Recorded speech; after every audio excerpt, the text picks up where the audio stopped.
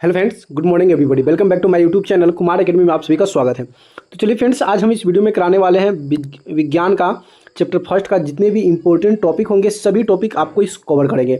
इस टॉपिक को कवर करने से आपका क्या होगा, ऑब्जेक्टिव क्वेश्चन हो या सब्जेक्टिव क्वेश्चन हो, सभी क्वेश्चन आपके बनना शुरू हो जाएंगे। तो यहाँ से वीडियो को स्टार्ट करते हैं। वीडियो को पूरा आवाज़ कीजिएगा, वीडियो को अपने दोस्तों फ्रेंडों के साथ शेयर कर दीजिएगा और भी चैनल को सब्सक्राइब नहीं किया तो प्लीज़ चैनल को सब्सक्राइब जरूर कर लीजिएगा। हम पढ़ने वाले हैं जय प्रकरण के बारे में, ठीक है। ये चैप्टर फर्स्ट है। सबसे पहले हम बात करते हैं साइकोलॉजी का, जिसे कि सजीवों के शरीर में होने वाले विभिन्न क्रियाकलापों को अध्ययन शरीर की क्रिया विज्ञान कहलाता है। क्या कहलाता है? साइकोलॉजी कहलाता है, ठीक है। अगला है प्रकाश संश्लेषण। क्या है प्रकाश संश्लेषण? प्रकाश संश्लेषण कहता है कि प्रकाश संश्लेषण उत्पन्न जटिल रासायनिक प्रक्रिया है। क्या है? रासायनिक समीकरण जो एक प्रक्रिया है, रासायनिक समीकरण जटिल प्रक्रिया है। इस क्रिया में CO2 जल, क्लोरोफिल, सूर्य प्रकाश के अलावा अनेक एंजाइम तथा रासायनिक पदार्थ भाग लेते हैं, वो हमारा प्रकाश संश्लेषण कहलाते हैं। अगला है कि प्रकाश संश्लेषण क्रिया के 2 चरण में होती है। आपसे पूछा जाएगा कि प्रकाश संश्लेषण की क्रिया कितने चरण में होती है, तो 2 चरण में होती है। पहला होता है प्रकाशित, दूसरा होता है अभिक्रिया। क्या होता है? प्रकाशित और अभिक्रिया, जिसको हम लोग बोलते हैं लाइट रिएक्शन, तथा अप्रकाशित अभिक्रिया जिसको हम बोलते हैं डार्क रिएक्शन। मतलब लाइट का मतलब होता है प्रकाश और डार्क का मतलब होता है अंधेरा, यानी कि अप्रकाशित अभिक्रिया होता है। प्रकाशित अभिक्रिया कोशिकाओं में उत्पन्न क्लोरोप्लास्ट के ग्रेना में होता है। इस अभिक्रिया में ATP का निर्माण होता है। श्वसन क्रिया के 4 चरणों में पूर्णता होती है। श्वासोच्छ्वास जिसको हम ब्रेथिंग बोलते हैं, गैसों का परिवहन जिसको ट्रांसपिरेशन गैस कहा जाता है, आंतरिक श्वसन जिसको इंटरनल रेस्पिरेशन कहा जाता है, और कोशिका श्वसन यानी कि सेकुलर रेस्पिरेशन कहा जाता है। अगला बढ़ते हैं कि श्वसन में भोजन। क्या है कि श्वसन में भोजन के अनेक अवयव तथा ऑक्सीजन होते हैं। क्या होता है? ऑक्सीकरण होते हैं।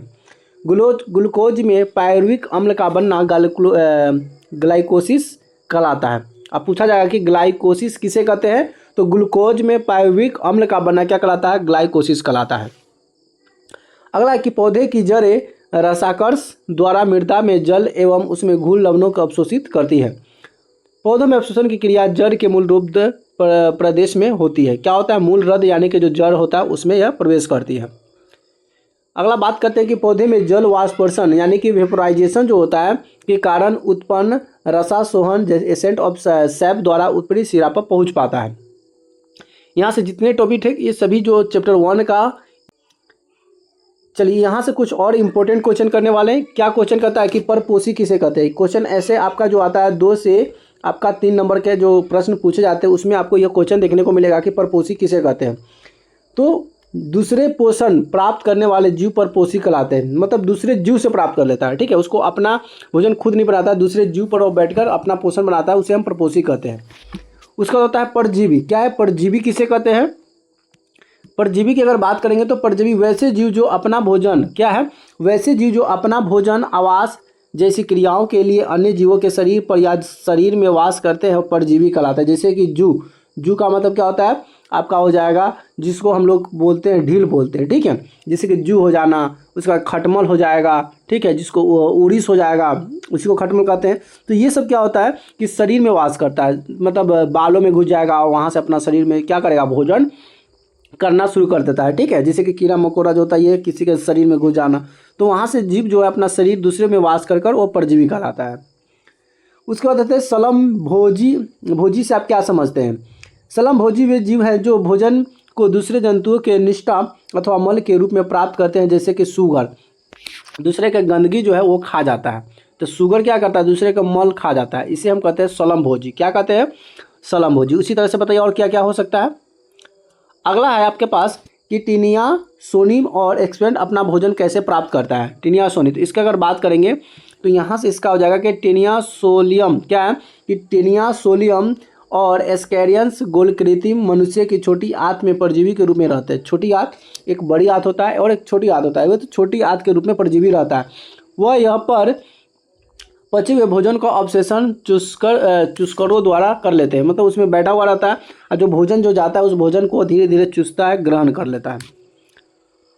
अगला टॉपिक आपके सामने ये रहा। अगला क्वेश्चन कहता है कि मानव में क्या है कि मानव में परिवहन तंत्र का घटक कौन कौन से हैं, किन्हीं दो घटकों के कार्य लिखे। मतलब मानव में परिवहन तंत्र का घटक कौन कौन सा है, वो घटक का नाम बताना है। पहला घटक कि मानव में परिवहन तंत्र का घटक लसिका और रक्त है। क्या है? खून होता है। दोनों तरल संयोजी ऊतक होता है, दोनों तरल पदार्थ में होता है। दोनों जल, ऑक्सीजन तथा CO का संवहन करता है। वो हमारा क्या कहता है? मानव परिवहन में घटक कहते हैं। ठीक है। लास्ट और आखिरी प्रश्न आपके पास ये आ गया, कहता है कि पौधों का उत्पादन क्यों करते हैं। पौधों को उत्पादन क्यों करते हैं? देखिए, पौधे CO2 H2O गैस प्रकाशित हरित लवण की सहायता से अपने जीव जागृत में दूसरे जीवों के लिए भोज्य पदार्थ का निर्माण करते हैं, इसलिए उन्हें हम क्या कहते हैं? पादप कहा जाता है।